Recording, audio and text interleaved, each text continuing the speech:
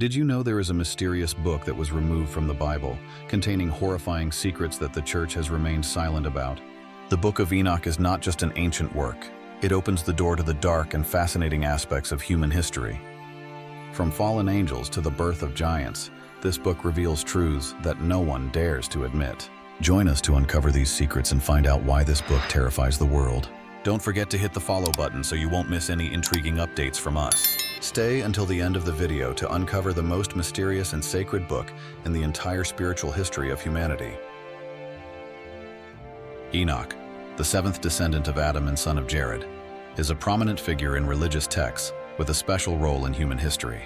He is renowned not only for his lineage, but also for his significant contributions to the dissemination of knowledge and education.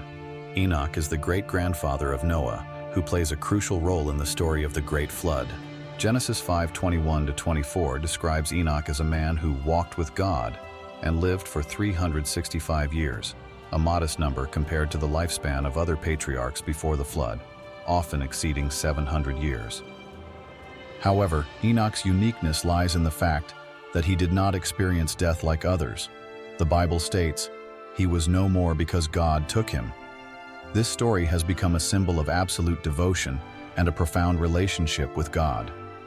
Enoch is also considered a prophet, educator, and the initiator of writing and astrology.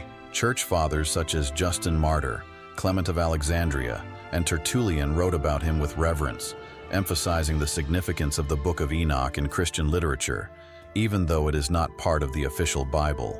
Enoch's extraordinary journey evokes the image of a man who lived with unwavering loyalty and strong faith in God.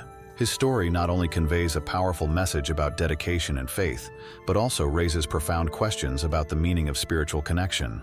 The legend that Enoch was taken to heaven alive and became an angel demonstrates his unique relationship with God, opening possibilities of eternal life in the spiritual realm. Now let us delve deeper into the Book of Enoch, a controversial yet fascinating work, to uncover its stories, hidden wisdom, and the reasons it was excluded from the canonical Bible.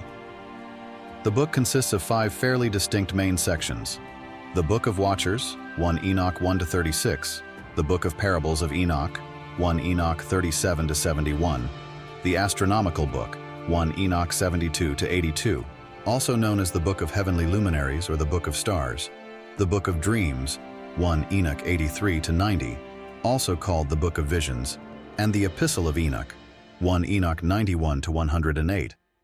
Most scholars believe these 5 sections were originally independent works, composed at different times, later brought together through editorial arrangement to form what is now called 1st Enoch. This book was written around 300 BCE, describing the fall of the Watchers, or the guardian angels who fathered the Nephilim as mentioned in Genesis 6:1-4. These descriptions not only depict the corruption of angels, but also highlight the serious consequences for humanity, offering profound insights into the intersection of heaven and earth. The book begins with an introduction affirming that Enoch was a righteous man, and his eyes were opened by God so that he could see divine visions sent by the Holy One above. These experiences not only deepened his understanding of the spiritual world, but also highlighted his special role in delivering important messages from God to humanity. God showed Enoch his children, allowing him to hear everything and understand what he witnessed. However, the visions Enoch saw were not intended for the current generation, but for one yet to come.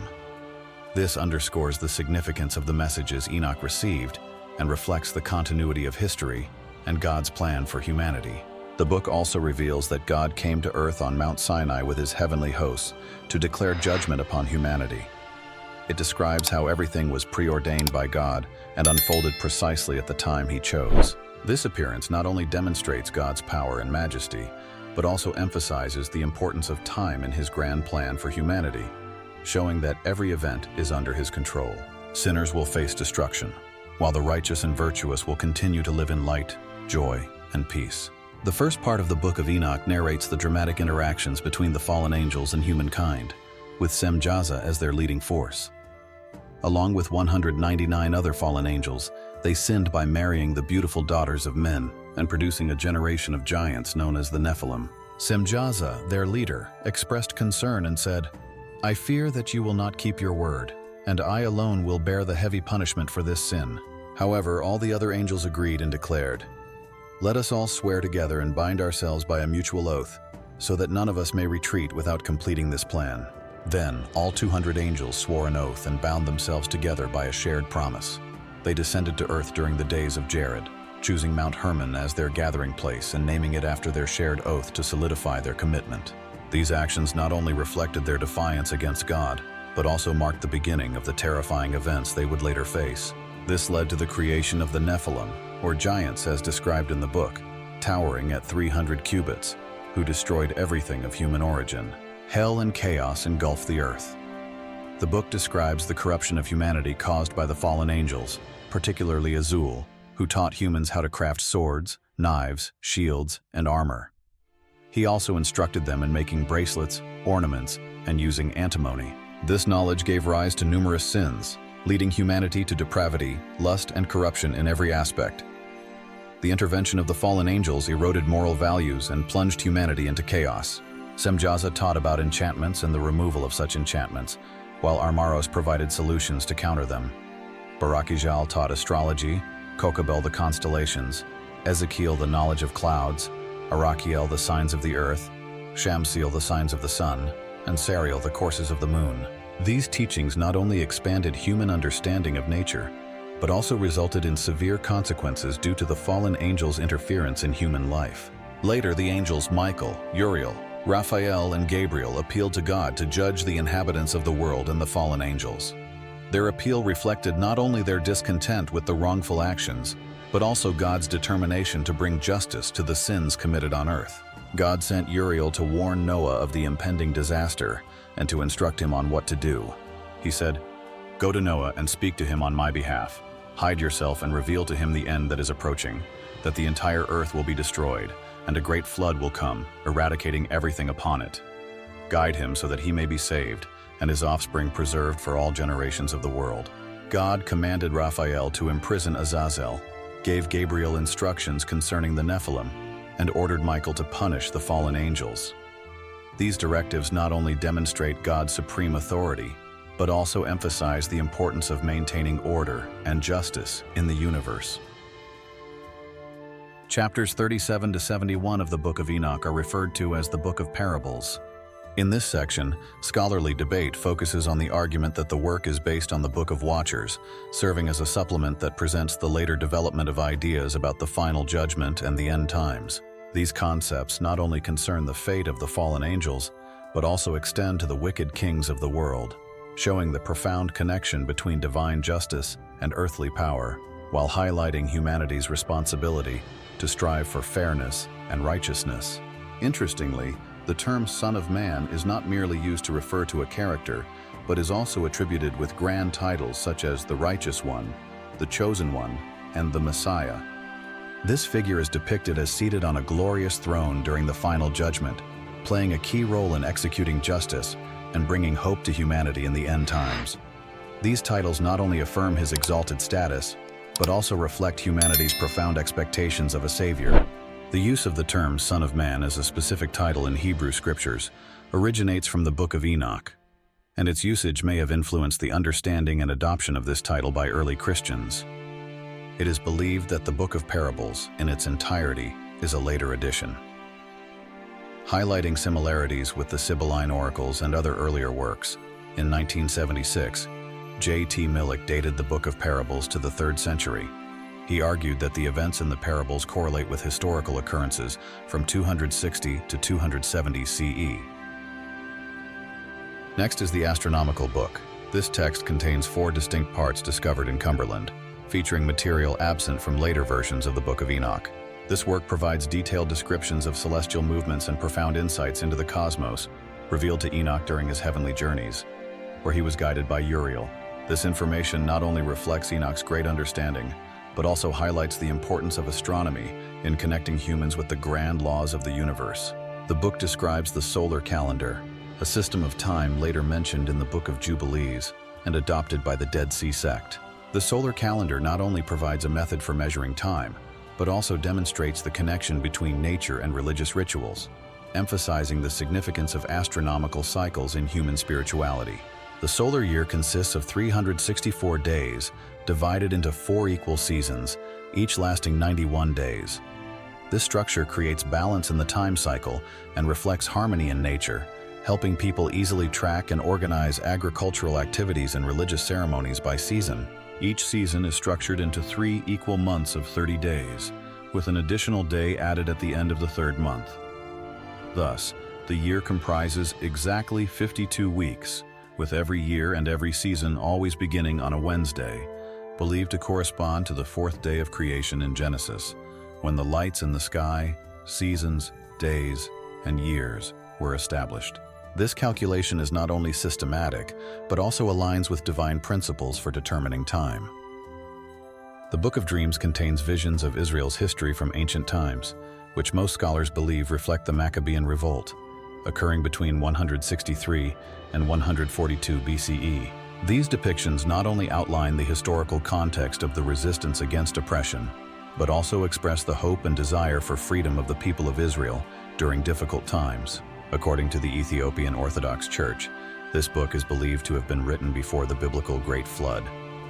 It continues with visions and symbolic accounts of Israel's history, where animals represent humans and humans symbolize angels. One of the many hypotheses interpreting the meaning of these dreams is based on the works of R.H. Charles and G.H. Chaudet.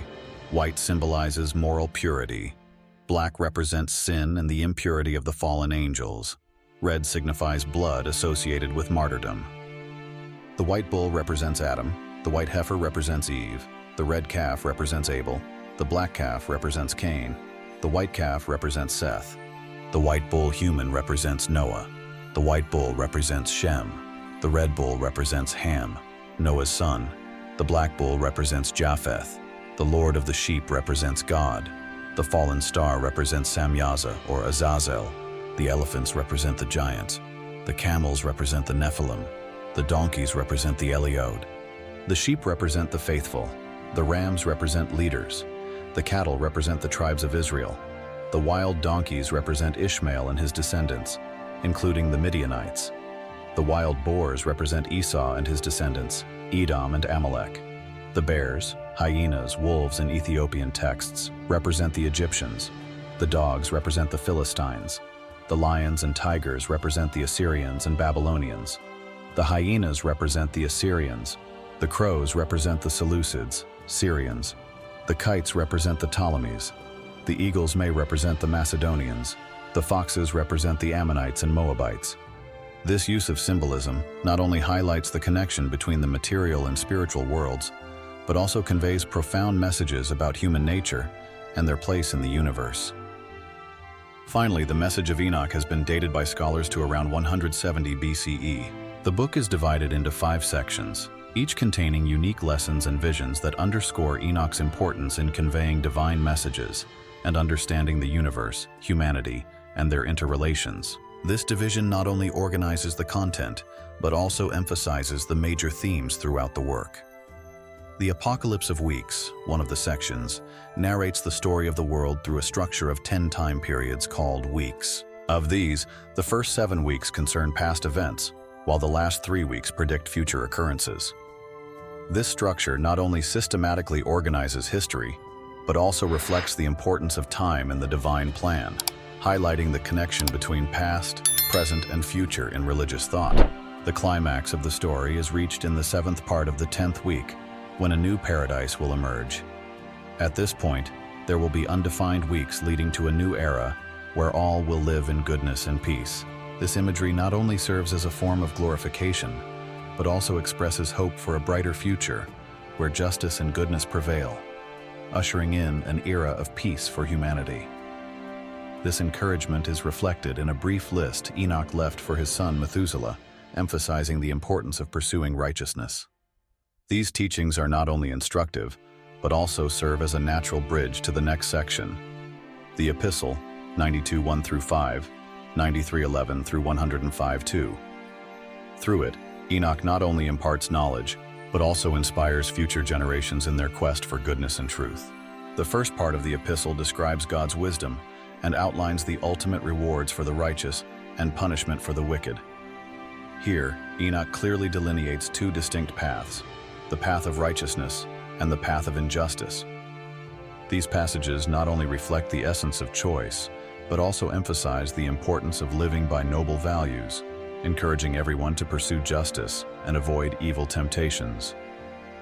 Following this are 6 prophecies against sinners, underscoring the testimony of all creation and guaranteeing their fate after death. Next comes the account of Noah's birth, found in fragments of the Qumran texts, separated by a blank line, forming an appendix. This content describes the flood and Noah's angelic appearance, symbolizing hope and salvation for humanity during a dark era. After traversing the 5 sections of the book, one might wonder, why was this book banned despite containing such valuable historical insights about our origins? A primary reason lies in the issue of authorship. Although the Book of Enoch claims to have been written by Enoch himself, scholars and church leaders doubt this. Enoch is believed to have lived many generations before the Great Flood, an era predating writing systems. How could he record these events, especially with such intricate details?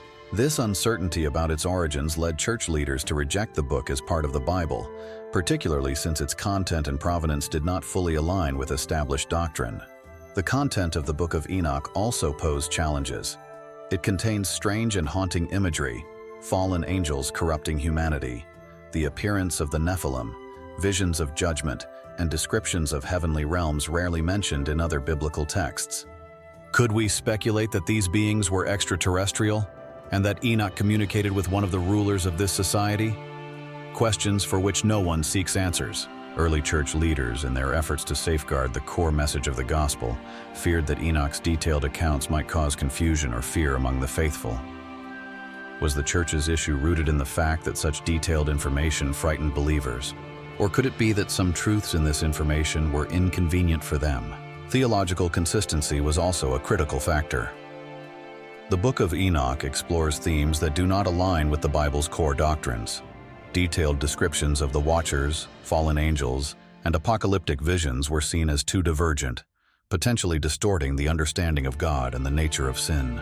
For early church leaders, establishing a clear and unified canon was essential. Works needed to fit within the overarching narrative of redemption, prophecy, and Christ's teachings. However, Enoch's visions did not conform to this framework. As a result, the Book of Enoch was excluded from the Bible. What about you?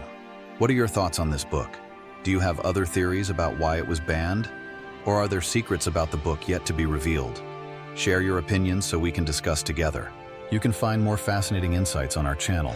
Don't forget to support us by sharing this video and subscribing. May God protect and guide you always.